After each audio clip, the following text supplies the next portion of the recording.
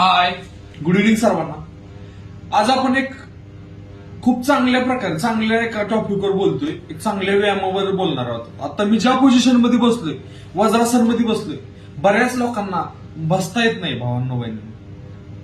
तर योगामध्ये वज्रासन हा एक अति महत्वपूर्ण व्यायाम आहे. आपल्या बद्धकोष्ठतेचं म्हणजे आपल्या आरोग्य सुधारतो, आपलं पाचन शक्तीला मजबूत बनवतो आणि आपल्याला म्हणजे पोटामध्ये गॅस वगैरे होत नाही, खाल्लेलं पचतं, चांगल्या प्रकारे पचन होतं, तुमचं फूड पॉयझन होणार नाही तुम्ही ह्या पद्धतीमध्ये जर बसला असतं. तर काही लोकांना खूप प्रॉब्लेम येतो. आज एक सोपी स्टिक सांगणार आहे मी तुम्हाला, जी कशी बसायची. बाबा बसायचं कसं, तर चला, जर तुम्हाला बसतायचंच नाही त्या ह्या पद्धतीने बसायचं तुम्ही.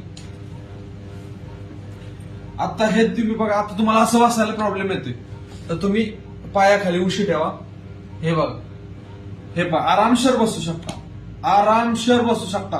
कधीच तुम्हाला बसायला प्रॉब्लेम येणार नाही. अतिशय आता किती पण वेळ बसू शकता, अर्धा तास पण बसू शकता. तसं बसलं तरी तुम्हाला तोच इफेक्ट देणार आहे आणि असं बसलं तरी तेच तुम्हाला इफेक्ट देणार आहे.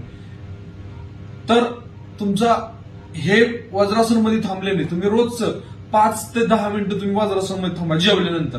100% सांगतो तुम्हाला, तुमचं बद्धकोष्ठतेचं आरोग्य म्हणजे पोटाचं आरोग्य चांगल्या पद्धतीने सुधारेल. तुमच्या पोटामध्ये गॅस बनणार नाही, तुमचं खाल्लेलं पचल, फूड पॉयझन होणार नाही, किरमान ढेकार येणार नाही, एक लिव्हर चांगला लिव्हर मजबूत बनेल. तर गरजूंपर्यंत जास्तीत जास्त शेअर करा. व्हिडिओ आवडला तर पेजला फॉलो करा, लाईक करा. असेच नवनवीन व्यायामाचे व्हिडिओ आपण माहिती सकट सांगणार आहे आणि तो साधा सोपं व्यायाम सांगतो आणि ते कसं करायचं हे पण सांगतो. चला, थँक्यू सो मच. शेअर करा मित्रांनो, बहिणींनो, भावांनो.